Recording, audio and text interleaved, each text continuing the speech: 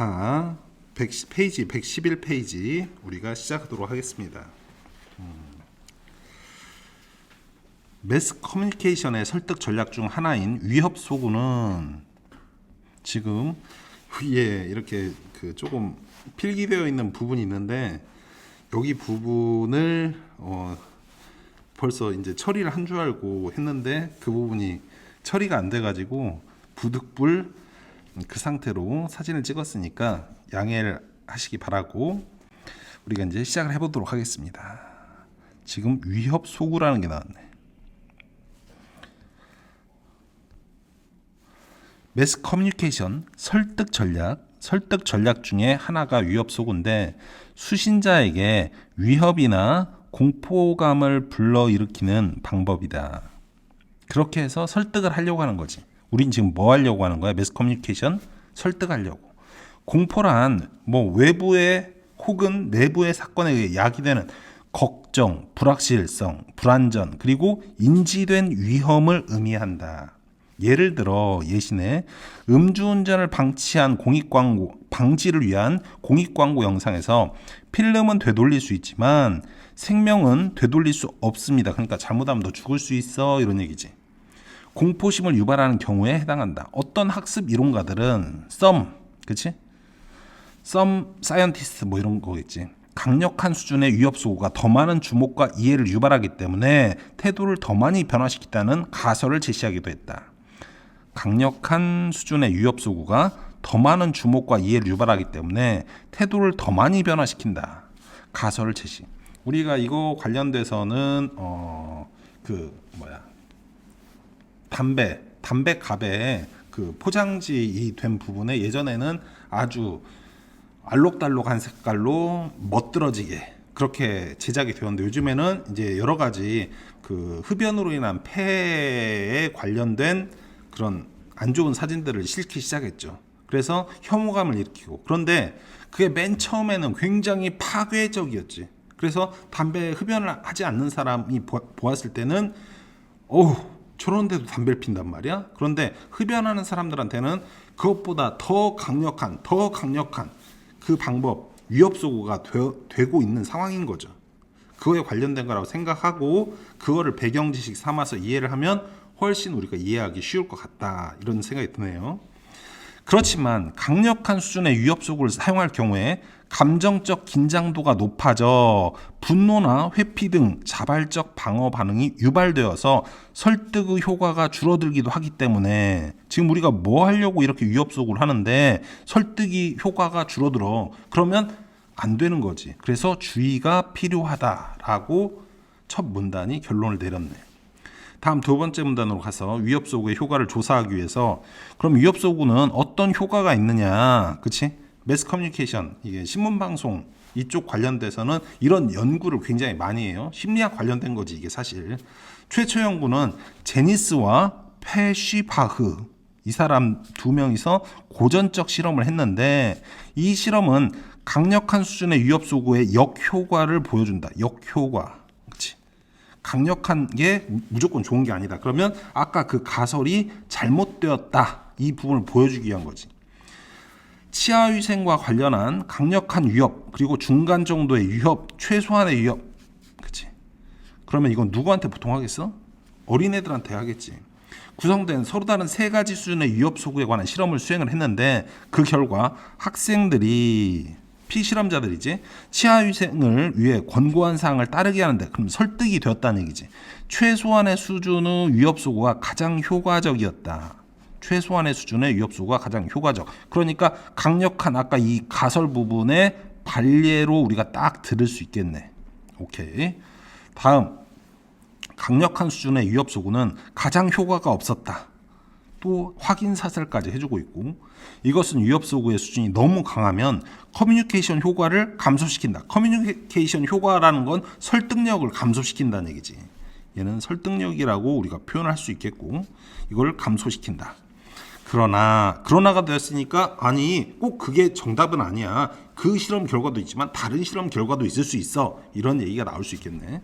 이후 진행된 위협소구 연구에 이와는 다른 결과가 나타나기도 했다. 레벤달과 나일스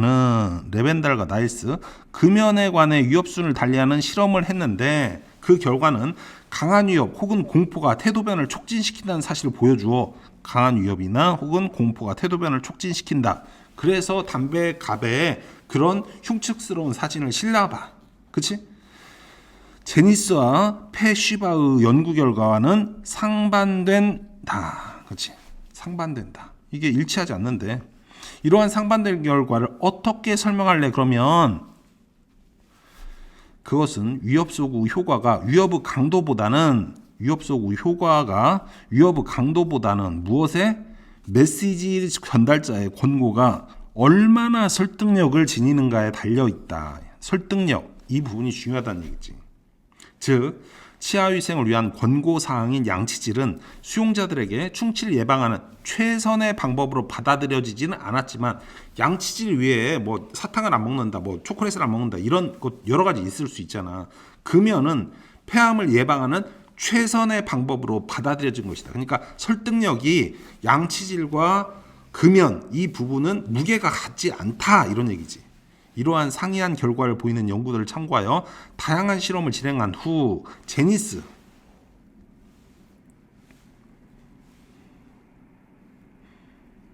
제니스는 아까 여기 제니스와 페쉬바가 할 때 이 제니스예요.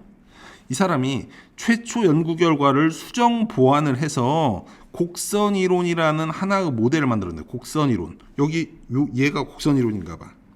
이 모델에 따르면 위협소구의 수준과 태도 변화 간의 관계는 곡선을 형성하고 있다.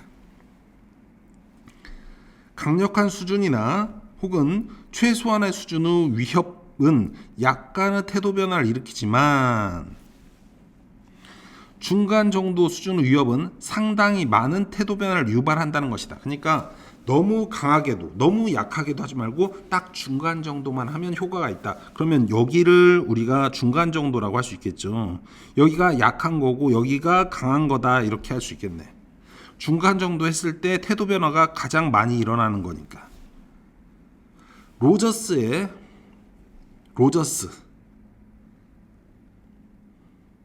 로저스는 새로 나온 사람이죠.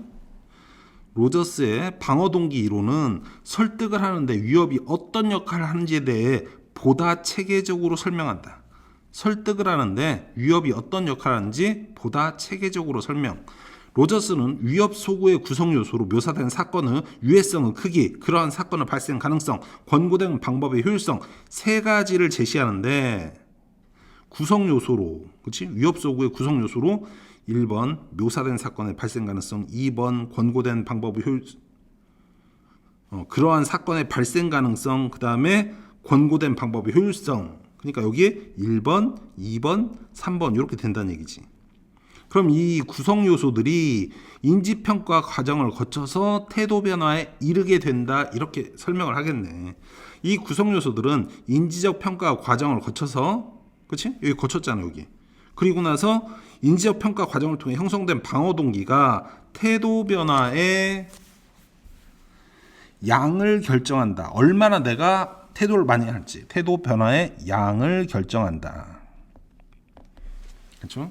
위협 소구를 접했을 때 만약 묘사된 사건의 유해성의 크기에 대한 심각성에 동의하지 않거나 우리가 위협 소구를 접했어.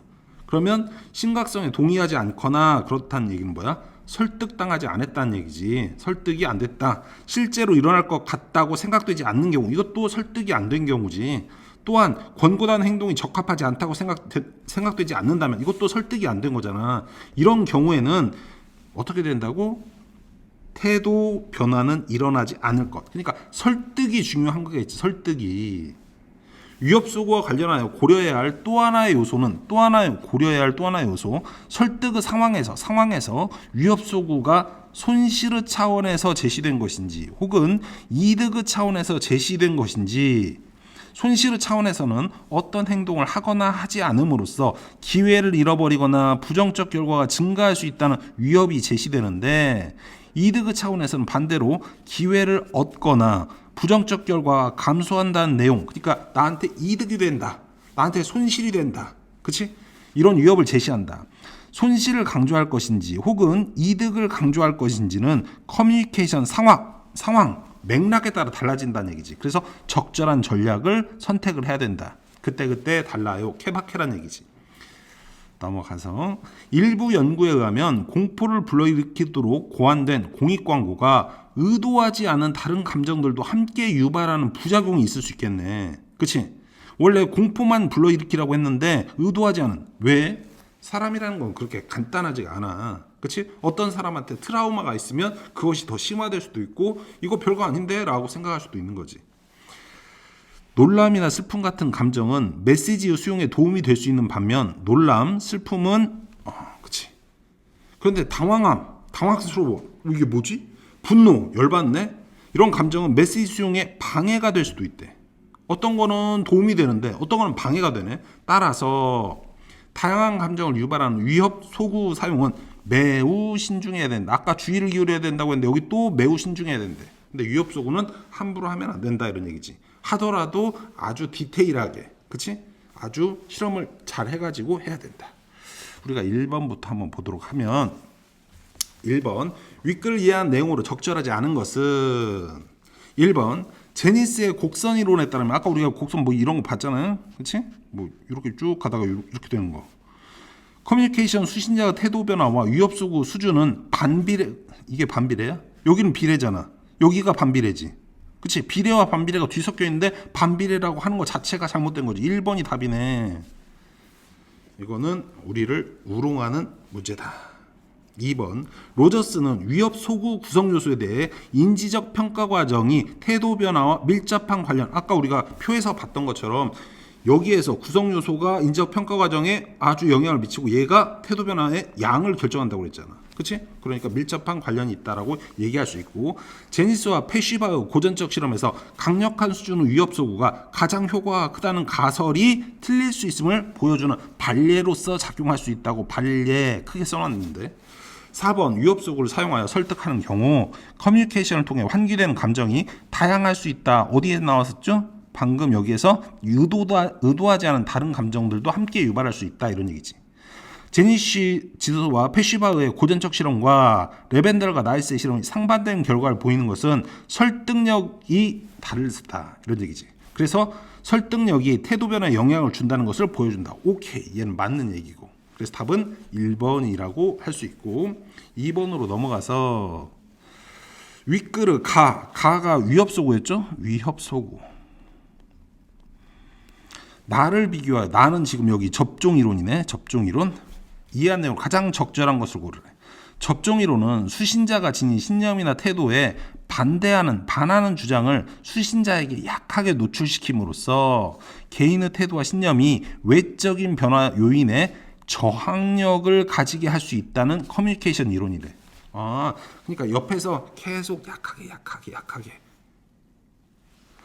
그렇게 되면 설득 과정에서 미리 같은 종류의 약한 커뮤니케이션을 주면 면역이 만들어진다. 이거 하니까 딱 생각나는 게 뭐가 있어? 이 접종 이론은 앞에 이게 딱 있으면 좋을 것 같아. 예방 접종 이론이지. 예방 접종을 했으니까 우리가 면역이 생기잖아. 그러니까 더 강력한 위협 소구가 오더라도 우리는 꿋꿋하게 버텨낼 수 있는 거지. 강한 설득을 받아도 저항하게끔 된다. 오, 정확하네. 예방 접종 이론으로 우리가 생각하면 되겠네. 1번 보면 위협 소구와 접종 이론, 예방 접종 이론은 모두에게서 강력한 수준의 메시지가 커뮤니케이션 목적을 달성하는 이유는, 아니 강력한 수준이 안 되는 경우도 있고 되는 경우도 있고 왔다 갔다 하잖아. 설득력의 그거에 따라서. 그러니까 이건 틀렸고, 그리고 유리하지 않다 이렇게 얘기할 수도 없고. 2번 모두 메시지의 반복적인 전달. 이건 나만 얘기하겠지. 메시지 반복적인 전달이 커뮤니케이션이 효과적이라는 전제를, 커뮤니케이션에 효과적인 게 아니고 어떤 위협 소구에 강하게 저항할 수 있는 이거지. 그러니까 이 부분 아예 그냥 문장 자체가 틀렸네. 3번 가는 커뮤니케이션 과정에서 수신자의 신념을 강화하는, 아니지. 수신자의 신념을 강화하게 하는 건 나지. 그치? 그리고 나는 위협소구가, 그치? 약화하는 메시지를 전달한다. 수신자의 신념을 약화한다는 건 뭐야? 태도 변화를 이끌어낸다는 얘기지. 설득을 시켜가지고. 그러니까 이거는 가로 바뀌어야 되고. 지금 가와 나가 바뀌어 있어. 뒤바뀌어 있어. 4번. 가는 이성적 차원에서 위협소구가 이성적 차원이고 나는 감정적 차원에서 수행될 때보다 효율적인 커뮤니케이션이 될 수 있다?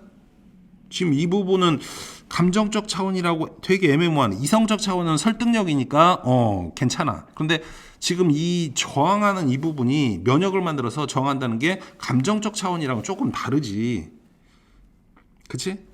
우리가 5번을 한번 보고 판단해보자. 가는 수신자의 태도 변화를 유도하는 것에, 가가 위협을 가해서 공포 이런 걸 가해서 태도 변화를 유도하지. 나는 수신자의 태도와 신념이 변화로 인해 저항력을 가지는 것에 메시지 전달은 목적이 있는 거지. 그러니까 답이 명확히 5번이에요.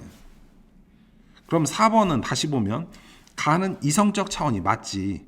그치? 이성적 차원이라고만 하기도 조금 뭐해. 왜? 위협이나 두려움이나 뭐 손실이나 이득이나 이런 부분, 이득이나 손실 부분을 따진다면 이성적인 차원이라고 될 수 있어. 근데 무엇을 협박해서, 무엇을 공포감에 떨게 해서, 이런 부분은 이성적이라고 하기는 조금 그렇잖아. 나는 감정적 차원에서 수행될 때 보다 효율적인 이런 부분은 아니지. 가는 설득력을 좀 강화시켜줘야 되고, 나는 지금 감정적인지 무엇인지 이 부분은 애매모호한데 보다 효율적이다라고 평가할 수 있을 만한 무언가가 없지. 이성적으로 했을 때보다 감정적 차원으로 했을 때 더 된다, 예방접종 이론이, 이렇게 우리가 얘기할 수는 없는 거잖아. 그러니까 명확히 뒷부분이 틀렸네. 그러니까 답은 5번이 되겠네. 3번. 윗글을 바탕으로 보기에 대한 대이해 내용으로 적절하지 않은 것을 고르시오. 레드는 죽음의 위협을 멀게만 느끼는 10대, 그치? 제시하는 에이즈 예방을 위한 메시지에서 어떻게 위협소구가 이용될 수 있는지를 연구했는데, 위협소구를 실험 결과 청소년을 겨냥한 매스미디어 메시지는 강력한 수준의 위협이었대. 그렇지만 먼 미래의 일로 인식된 죽음을 강조하기보다 정신장애, 피부 발진, 친구관계에 미친 부정적 영향 등 즉각적인 결과를 강조하는 것이 효과적이었다. 그러니까 매스미디어는 뭐 잘 따져보지도 않고 강력한 수준의 위협을 계속 했는데, 정작 10대들한테 효과적인 것은 죽음처럼 멀리 느껴지는 일보다는 바로 나한테 닥칠 수 있는 즉각적인 결과가 나오는, 뭐 정신장애를 앓는다, 피부 발진 생길 수 있다, 친구 관계가 소원해질 수 있다, 뭐 이런 걸로 하니까 더 효과적이었다는 얘기지. 넘어가서 힐이라는 사람이 있어. 힐. 에이즈 예방 광고에 나타난 위협소구 효과를 연구했는데, 에이즈 예방 광고 위협소구 연구를 했다. 실험에서 중간 정도 수준의 위협소구 효과가 최소한의 수준이나 강력한 수준의 위협소구보다 효과보다 더 높게 나타났다. 그치? 그러니까 중간 수준이 제일 좋다는 얘기잖아요, 얘는. 힐은 최소한의 수준의 위협소구는 에이즈 유행성이나 발생 가능성에 대해 제대로 전달하지 못하면, 그러니까 의미 없다는 얘기야. 강력한 수준의 위협소구는 개인이 기존에 갖고 있던 에이즈에 대한 두려움과 결합될 때 지나치게 그러니까 강력하게 한다고 했는데 더 크게 반응을 한다는 얘기지. 그렇지? 1번 적절하지 않은 것. 레든과 힐은 이득의 차원에서 위협소구 내용을 제시한 것이라고 할 수 있겠군. 이득의 차원이 아니고 어떤 거야? 아까 피부 발진, 정신장애, 이게 손실의 차원이잖아. 손실. 그치? 그 다음에 2번 힐의 위협소구 연구 결과는 제니스의 곡선 이론을 뒷받침하는 구체적인 사례라고 할 수 있다. 제니스의 곡선 이론은 뭐였어? 아까? 우리 곡선 요렇게 됐던 거잖아. 그러니까 가운데 중간 정도의 위협소구가 가장 효과적이었다는 거니까 얘는 정확히 맞지. 잠깐만, 여기 문제가 적절하지 않은 것 고르라면, 그럼 답은 1번이지 뭐. 1번 벌써 틀리고 넘어갔잖아. 3번 로저스는 힐의 연구에서 최소한의 수준의 위협소구는 그 구성 요소가 인지적 평가 과정에서 방어 동기를 유발하지 않는 것이라고 판단했겠군. 힐의 연구에서 최소한의 위협 소구는 방어 동기를 유발하지 않는 것. 그치? 그 다음에 4번 레든의 연구를, 뭐 청소년들 10대들 통해 위협 소구의 효과를 위해서는 제니스 곡선이론 주장한 사람이지, 주장한 위협 소구 수준 이외에 수신자의 특성에 대한 고려도 필요함을 알 수 있겠군. 그렇지. 이 부분은 아까 10대였잖아. 그러니까 즉각적인 결과를 강조하는 것이 효과적이라는 이런 10대들 수신자의 특성에 대한 고려도 필요한 걸 알 수 있는 거지. 오케이. 아주 좋은 지문이네. 그다음 5번 제니스는 레든의 연구에서 죽음이라는 강력한 수준의 위협 소구에 비해 정신장애, 피부 발진 등을 강조하는 위협 소구, 이것이 중간 정도의 수준의 위협이라고 평가하겠군. 그렇지. 그것보다 더 약한 거는 뭐 별 의미 없는 이런 거겠지. 그러니까 답은 우리가 1번으로 쉽게 찾을 수 있다. 4번 오늘의 마지막 문제는 윗글을 바탕으로 보기의 공익 광고에 대한 판단 내용으로 적절하지 않은 것. 우리가 지금 위협 소구 관련된 거니까 위협 소구 관련된 걸로 우리가 먼저 그림을 보기를 가나 다를 한번 판단해보고 넘어가도록 합시다. 가, 건전지 분리배출하기. 건전지 수거함에 지금 학생이 건전지를 집어넣고 있네. 환경 보호하자는 얘기지. 환경 보호하자고 했는데 여기에 위협이 있어? 여기는 위협이 없어. 그냥 환경 보호하자 이런 캠페인 정도 위협이 아예 없다. 나는 빙산이 사라지면 지구 미래도 사라진다. 응? 지구의 미래가 사라져? 그럼 우리가 살 곳은 없어지는 거잖아. 위협 소구가 사용이 됐지. 다회용 컵을 사용할 때마다 사라지는 나무 수가 줄어듭니다. 사라지는 나무의 수가 줄어드니까 좋은 거잖아. 근데 얘는 한 중간 정도 되겠다. 그치? 그리고 이익을 얘기한 거잖아. 얘는 손실을 얘기하는 거잖아. 위협 소구에서 손실 부분을 얘기한 거다. 이런 정도 파악하고 우리가 보도록 선지를 보면 1번 나에서 수신자의 감정적 긴장도 정도가 높아졌다면, 감정적 긴장 정도가 높아졌어? 자발적 방어 반응이 나타날 가능성이 있겠군. 그렇지. 긴장 정도가 높아지면. 그러면 방어 반응이 나타나면 어떻게 돼? 설득이 안 된다는 얘기야. 2번 나는 위협 소구를 통해서 막고 수신자가 지구 환경을 보호하는 방향으로 태도를 변화시킬 것을 기대하는 것, 목적으로 삼고 있지. 그렇게 해서 우리가 이산화탄소 배출량을 줄이고 지구온난화를 막자 이런 얘기겠지. 다는 로저스 이론에 따를 때 권고된 행동의 효율성 평가가 태도 변화에 영향을 미칠 수 있다. 그렇지? 그러니까 우리가 다회용 컵을 사용하자, 개인 컵을 사용하자, 종이컵 사용하지 말자 이런 얘기잖아. 나의 메시지는 손실의 차원 오케이, 다의 메시지는 이득의 차원 오케이. 그럼 답은 5번. 나와 비교할 때 다는 최소한 수준의 위협을 사용한 것으로 볼 수 있겠군. 뭔 소리야? 지금 가는 아니라고. 위협이 아예 없어. 그렇지? 그러니까 답은 5번일 수밖에 없지. 오늘 열심히, 오늘도 또 열심히 이렇게 3개의 지문을 마쳤네요. 오늘 한 부분에서는 아까 그 첫 번째 했던